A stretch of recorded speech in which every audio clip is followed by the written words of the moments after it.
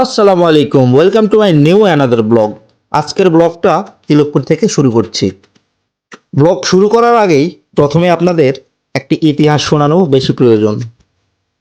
প্রিয় বন্ধুরা, উত্তরবঙ্গে কিন্তু প্রায় শীত চলে এসেছে। আর এই শীতের মধ্যে উত্তরবঙ্গে একটি জিনিস খুবই জনপ্রিয়, এটা খাবারের মধ্যে আলু ঘাটি। আর আজকের ভিডিওটা শুরুই করছি এই আলু ঘাটির ইতিহাস দিয়ে।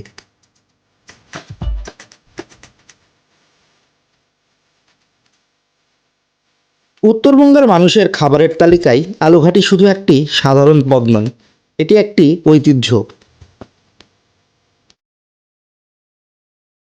লোককথায় শোনা যায়, একসময় বগুড়ার গ্রামের কৃষকরা যখন খেতে মাঠে কাজ করতে যেত, তখন তারা সাথে করে আলু, ডাল, ঘি আর কিছু ময় মশলা নিয়ে যেত এবং সেখানে তারা সবগুলো মিশিয়ে একটি খাবার তৈরি করত। আর এই খাবারটি আস্তে আস্তে একসময় বিভিন্ন জায়গায় ছড়িয়ে পড়ে আর শেষ পর্যন্ত সেটা আলুঘাটিতে রূপ নেয়।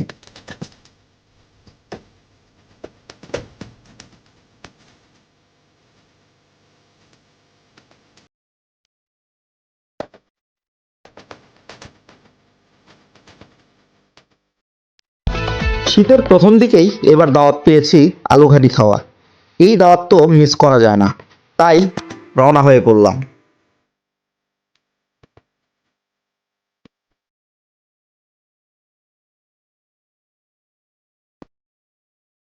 এই আলুঘাটির বিশেষত্ব হচ্ছে আলু দীর্ঘ সময় ধরে জাল দিতে হয়, তারপরেই তৈরি হয় সুস্বাদু আলুঘাটি।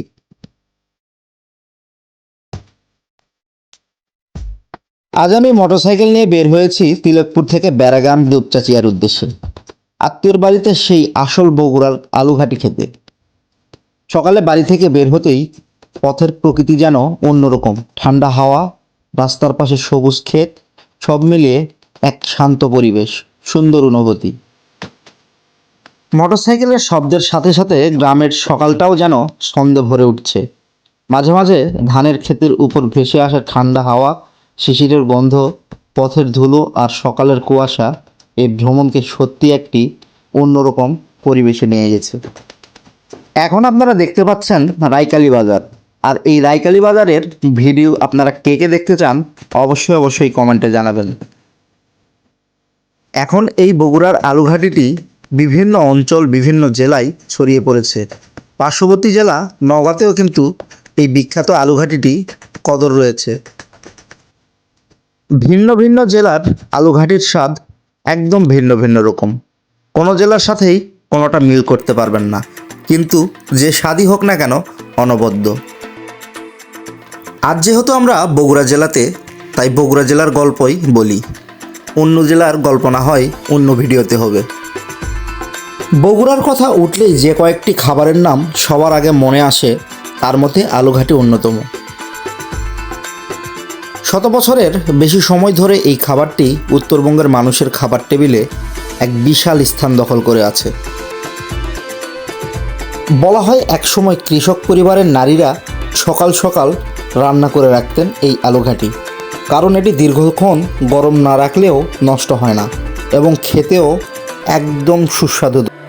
যদিও এই খাবারটি বাহির থেকে দেখলে সাধারণ মনে হয়, কিন্তু এর স্বাদ একেবারেই অন্যরকম। শীতের সকাল, গ্রামের কুয়াশা, ধোঁয়া ওঠা ভাত আর ভাতের পাশেই এক বাটি আলুঘাটি, কতই না ভালো লাগবে, তাই না? এখন শুধু বগুড়া নয়, সমগ্র বাংলাদেশেই এই আলুঘাটিটি খুবই জনপ্রিয় হয়ে উঠেছে। রেস্টুরেন্ট থেকে আত্মীয়র বাড়ি, সবখানেই সমান জনপ্রিয় এই আলুঘাটি। আপনারা স্ক্রিনে যা দেখছেন সেটা কিন্তু আলুঘাটি নয়, এটা হচ্ছে মিষ্টির দোকান। আর আত্মীয় স্বজনের বাড়ি যাবো, একটু মিষ্টি না নিয়ে গেলে হয়, তাই মিষ্টি নিয়ে যাচ্ছি এখন সেই আলুঘাটি খাওয়ার উদ্দেশ্যে। আর এটা হচ্ছে ব্যারাগ্রাম বাজার। আর এই যে ফাইনালি আলুঘাটি, কী যে সুন্দর গন্ধ উঠতেছিল, আর দেখেই লোভ লেগে গেল। আর আমি এসেছিলাম কিন্তু ভ্যাগনার শ্বশুরবাড়ি, আর এই ভ্যাগনার শ্বশুরবাড়ি এসে যত খাবার দিয়েছে এগুলো তো আমি খাচ্ছিলাম না, কারণ আলুঘাটি খেতে হবে। সবাই ভালো থাকবেন, আল্লাহ হাফেজ।